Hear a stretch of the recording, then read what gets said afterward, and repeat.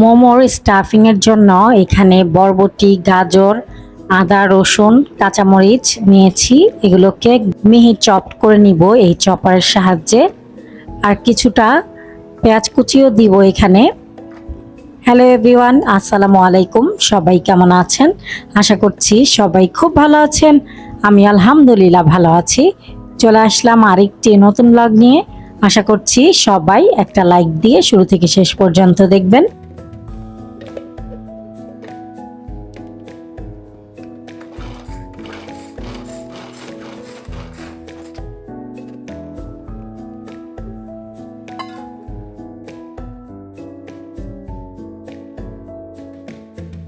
চিকেনটাকেও আমি কিমা করে নিব। চিকেন কিমা করে নিলে বেশি ভালো লাগে, তবে ব্লেন্ডারে পেস্ট করে নিলে কিন্তু এতটা মজা হয় না মোমো।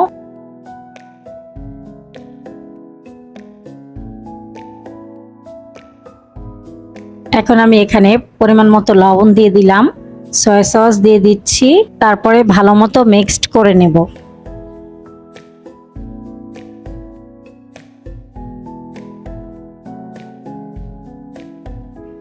সবশেষে এখানে গরম তেল ঢেলে দিচ্ছি।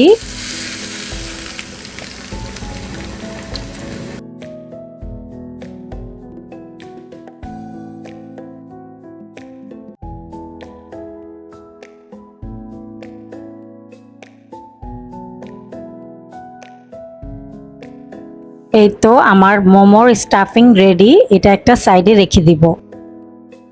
একটি বলে আমি উঁচু করে 1 কাপ ময়দা দিয়ে দিলাম আর 2 টেবিল চামচ কর্নফ্লাওয়ার দিয়ে দিলাম, পরিমাণ মতো লবণ দিয়ে দিলাম। তারপর আমি নর্মাল পানি দিয়ে আমরা যে নর্মাল আটা রুটি খাই সেরকমই একটা ডো বানিয়ে নেব।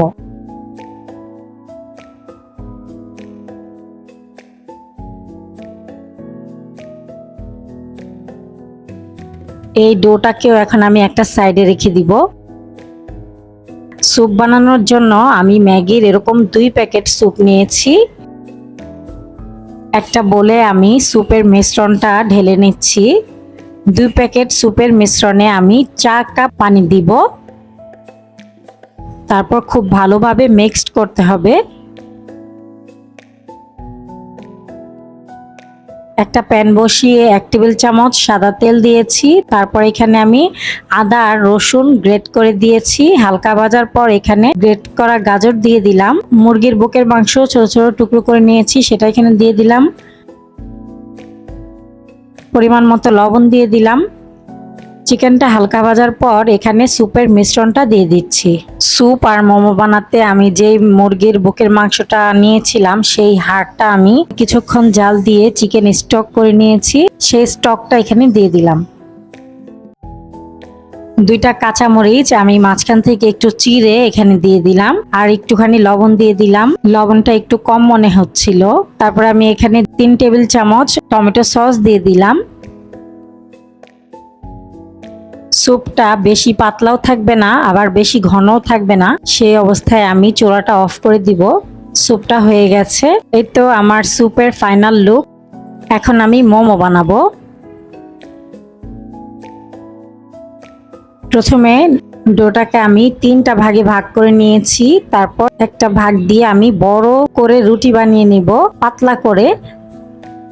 তারপরে আমি গোল মুখা দিয়ে ছোট ছোট রুটি করে নিব, মানে লুচির মতো। এই ছোট ছোট রুটিটাকেও আমি একটু বেলন দিয়ে পাতলা করে নিয়েছি। যত পাতলা হবে মোমোটা খেতে তত ভালো হবে। এখন আমি 2টা শেপ করে মোমোগুলোকে বানিয়ে নিব।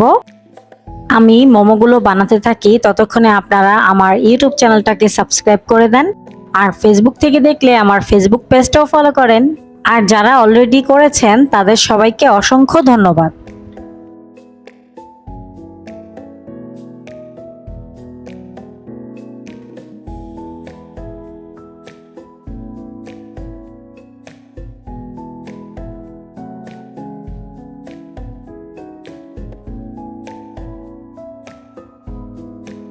রাইস কুকারে যে স্টিমারটা আছে সেটার উপরে আমি অয়েল ব্রাশ করে নিয়েছি। এখন আমি মোমোগুলোকে সাজিয়ে দিব।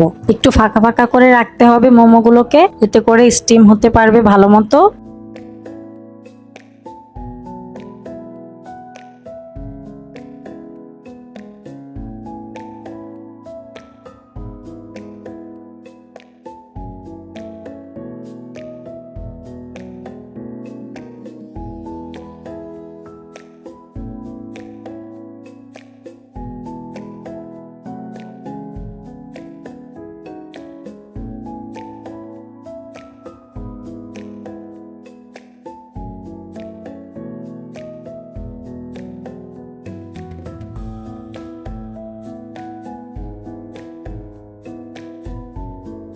এই তো সবগুলো মোমো সাজিয়ে নিয়েছি, এখন রাইস কুকারে বসিয়ে দিব। অনেক সুন্দর হয়েছে মোমোগুলো। প্রথম ব্যাচ মোমো স্টিম হয়ে গেছে।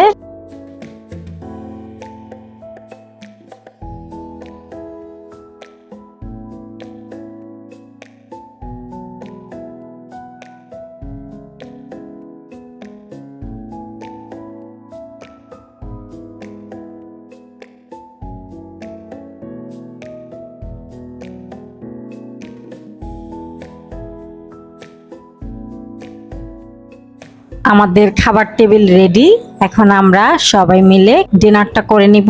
আর ওদের বাবা তো এখনো আসেনি, এজন্য আমাদের 4 জনের জন্য 4টা প্লেট।